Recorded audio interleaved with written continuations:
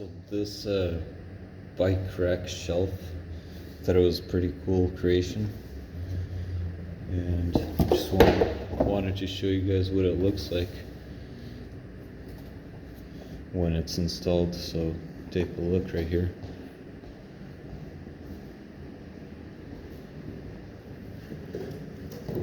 And what it is, it's really simple. 2 screws, 1, 2, and then you have this little cable running on both sides, and the cable has a little head and it comes out just like that, and then this guy falls down. So just like that, it's eliminated. You take your bike off and you have all the free space. And then when you come back with your bike,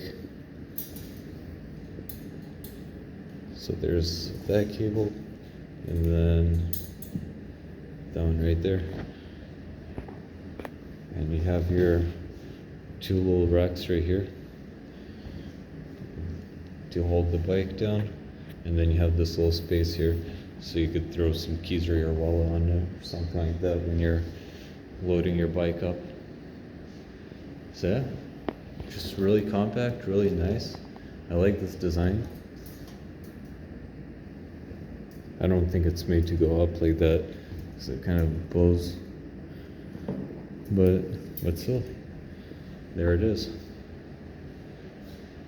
Gonna quickly show you guys another kind of bike rack that we have going here, and you'll see a comparison of what you like more.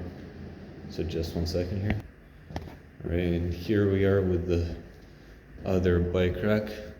As you can see, it takes up pretty much the full length of the wall, and when you bring it in here, you hook your front tire there, and the bike just drops down so it stands like that, and it's standing vertically, so it's taking up less space like that, but you do have to lift it up higher, and if your steering wheel is like twisting and bending, it's really uncomfortable. So this one's a bit harder to install also, because you have 1, 2, 3, 4 screws they have to put in.